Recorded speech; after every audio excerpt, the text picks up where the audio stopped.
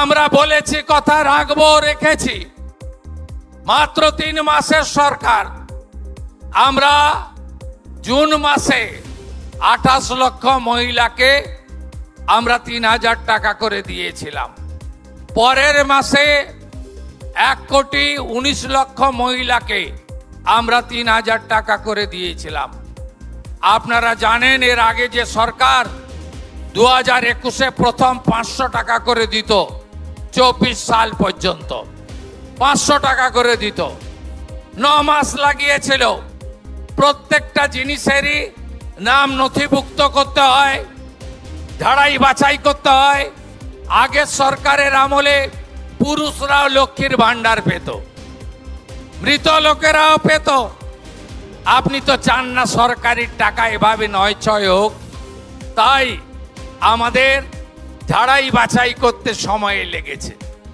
আজকে শুনলে খুশি হবেন, 1,45,00,000 মহিলার অ্যাকাউন্টে আজকে আমরা জুলাই মাসের তাদের যে টাকা, আমরা 3000 করে টাকা ঢুকিয়ে দিয়েছি। আপনারা 1,45,00,000 মহিলার অ্যাকাউন্টে যারা 10ই জুলাই পর্যন্ত আবেদন করেছেন, আর 31শে জুলাই পর্যন্ত পোর্টাল খোলা ছিল। এই 20 দিনের জন্য আর ঝাড়াই বাছাই করতে আর কয়েকটা দিন লাগবে, হয়তো আরো কিছু সংখ্যা বাড়বে। যে মহিলাদের মধ্যে একটা বিভ্রান্তিকর এবং নানান রকম গুজব ছড়ানো হচ্ছে যে অন্নপূর্ণা যোজনার টাকা তারা পাবে না, নানান রকমভাবে তাদেরকে বিভ্রান্ত করা হচ্ছে। আমরা বার্তা দিতে চাই তাদেরকে যে অন্নপূর্ণা যোজনা আজকে 17ই আগস্ট সরকার এসেছে, আপনারা জানেন 3 মাস 10 দিন হয়েছে। সেখানে দাঁড়িয়ে 1,80,00,000 আবেদন জমা পড়েছে। 1,80,00,000 আবেদন জমা পড়েছে অন্নপূর্ণা যোজনা ভান্ডারে। সেখানে এই আগস্ট মাসে মহিলাদেরকে অন্তর্ভুক্তি করা হচ্ছে 1,45,00,000। 1,45,00,000 মহিলাদেরকে অন্তর্ভুক্তি করা হচ্ছে। আরো 4 দিন ধরে আমাদের এই টাকা দেওয়ার কাজ চলবে, 17ই আগস্ট থেকে 20শে আগস্ট। তার মধ্যে আপনাদেরকে বলি, 1 কোটি, এই যে 45,00,000 মহিলা, তাদের অ্যাকাউন্টে অলরেডি আমাদের আজকে টাকা ছাড়ার কাজ শুরু হয়ে গেছে। হয়তো অনেকে ভাবছেন যে টাকা কেন ঢুকছে না, কেন পাচ্ছেন না। আপনারা নিশ্চিন্তে থাকুন, যারা পাওয়ার যোগ্য তাদের প্রত্যেকের অ্যাকাউন্টে টাকা ঢুকে যাবে। আগামীকাল 18ই আগস্ট, আগামীকাল আবার 10 লাখ, এভরিডে কাজ চলবে। 20শে আগস্ট পর্যন্ত আমাদের এই প্রসেস চলবে। প্রতিটি নারী মাতৃশক্তিকে যে সম্মানিত দেওয়া হবে, সেটা বাংলার মুখ্যমন্ত্রী ঘোষণা করেছিলেন ক্ষমতায় আসার আগেই বলেছিলেন, এবং ক্ষমতায় এসে তিনি কিন্তু সেই স্বপ্নকে পূরণ করছেন। এটা আমাদের কাছে অত্যন্ত বড় পাওয়া। বাকি যারা রইলেন, মানে ধরুন যারা 10th জুলাইয়ের আগে অ্যাপ্লাই করেছিলেন, তারা কিছু কিছু এক্সক্লুশন ক্রাইটেরিয়ার মধ্যে পড়ে গেছে।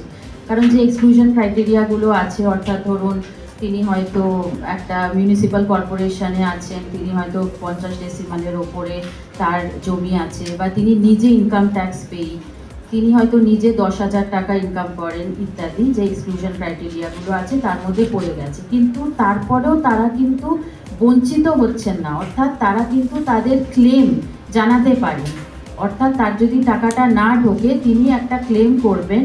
সেই ক্লেমটাতে যদি আবার জেলা প্রশাসন সেইটাকে যদি এনকোয়ারি করে ভেরিফিকেশন করে দেখে যে উনি এলিজিবল আছেন, তাহলে কিন্তু তিনিও আবার পাবেন। অর্থাৎ কাউকে আউটরাইটলি রিজেক্ট করা হচ্ছে না।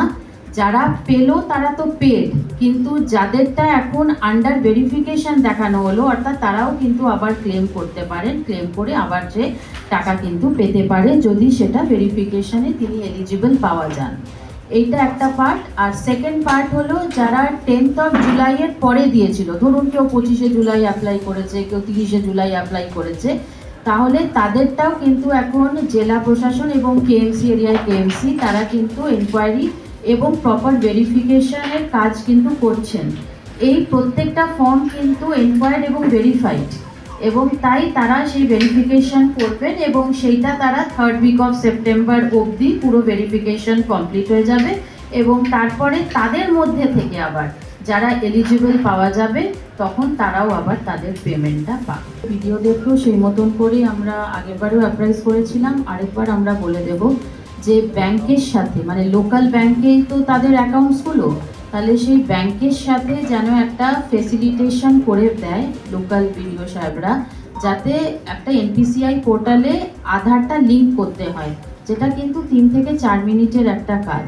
তো সেইটা যাতে ফেসিলিটেট করতে পারে ব্লক প্রশাসন, তার জন্য আমরা তাদেরকে নির্দেশ দিয়ে দেব।